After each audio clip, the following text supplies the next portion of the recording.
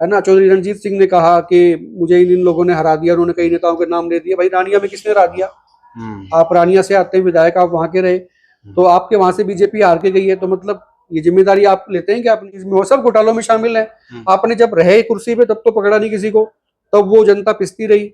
अब जब जनता का वक्त आया वोट देने का, तब आप कह रहे हैं कि ऑफिसर्स को देख लेंगे। ऐसे थोड़ी होता है। तो जनता तो आपको देख लेगी, लोकसभा में देख लिया, विधानसभा में देख लेगी आपको। दूसरों पे थोपते हैं कि भाई कैप्टन साहब ने हरवा दिया होगा या कुलदीप बिश्नोई ने हरवा दिया होगा। भाई साहब किसी ने नहीं हरवाया, जनता ने वोट दिया, जनता तंग थी, जनता के आपने काम नहीं किए, और जो आपकी योजनाएं थी वो ठीक से लागू नहीं हुई। कसूरवार आप हो, जो आपने राज के मजे तो लिए लेकिन जनता के लिए काम नहीं किया। लेकिन ये कहा गया कि जिन नेताओं के जो कैबिनेट में भी मंत्री है, जहां पर कहीं ना कहीं चुनाव का रिजल्ट अच्छा नहीं रहा, वहां पर कहीं ना कहीं उनके खिलाफ कार्रवाई या किस तरीके का काम यानी कि रिपोर्ट उनसे ली जाएगी।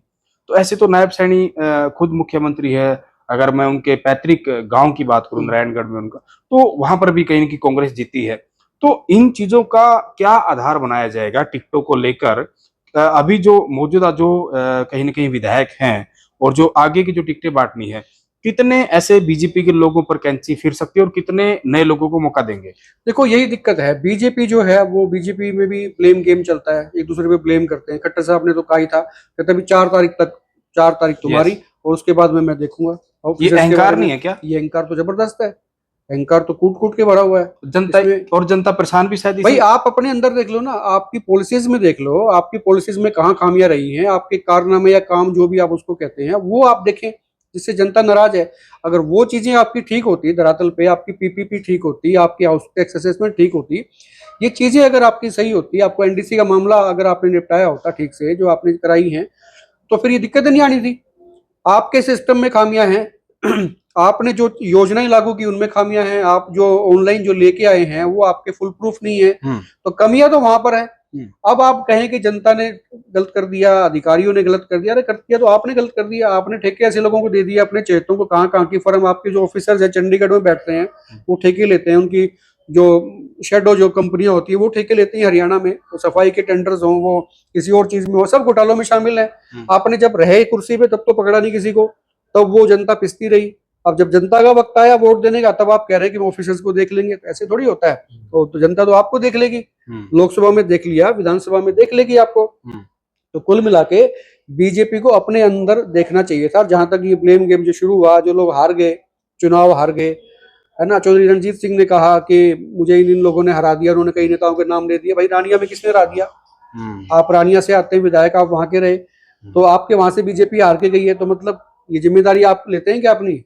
तो अपनी नहीं कोई लेता है, दूसरों पे थोपते हैं कि भाई कैप्टन साहब ने हरवा दिया होगा या कुलदीप बिश्नोई ने हरवा दिया होगा। भाई साहब किसी ने नहीं हरवाया, जनता ने वोट दिया, जनता तंग थी, जनता के आपने काम नहीं किए, और जो आपकी योजनाएं थी वो ठीक से लागू नहीं हुई। कसूरवार आप हो, जो आपने राज के मजे तो लिए लेकिन जनता के लिए काम नहीं किया।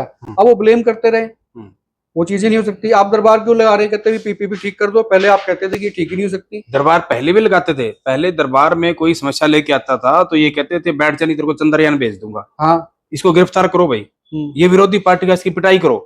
और वो जो सिरसा में महिला सरपंच का मामला, वो महिला सरपंच ने पर दुपट्टा तक फेंक दिया, मतलब तो इस तरह की चीजें उनके हुई। वो भी था नारनून में, चंद्रयान पे बात आ गई थी, एक बेचारी कोई अपनी बात रख रही है, हिम्मत जुटा रही है, महिला है वो, एक तो आप महिला बोलती नहीं है, और बोलती है तो आप उसको कहते हैं बैठ जा। दरबार भी तो इसीलिए ना, लोगों की समस्या सुनने के लिए। अच्छा, अब भी जो दरबार लगा रहे हैं, क्या 2 घंटे ऑफिसर्स बैठेंगे? कोई नहीं बैठता, आप जाके चेक कराएं, वहां कहाँ हो रहे काम। ये 2 महीने का जो समय बचा है, बीजेपी टाइम पास कर रही है, इनके पास में टीम नहीं है, इनके नेताओं के पास, सरकार के पास में, ये मीटिंग्स पे मीटिंग्स तो कर रहे हैं, धरातल पे क्या हो रहा है इसका इनपुट्स उनके पास में असल में है ही नहीं, क्योंकि जो इनके आंख कान नाक है वो रिपोर्ट्स ठीक से नहीं दे रहे हैं। और ये आप देख लेना नैन साहब, जब रिजल्ट आएगा तो चौंकाने वाले रिजल्ट होंगे, फिर इनको समझ में आएगा, जब सत्ता से बाहर अगर हो जाते हैं फिर चीजें समझ में आएंगी, ब्रॉड जो है ना विजन जो है, फिर उनको नजर आएगा भी हाँ ये कमियां रही हैं, फिर देखेंगे वो ठीक होता है नहीं होता।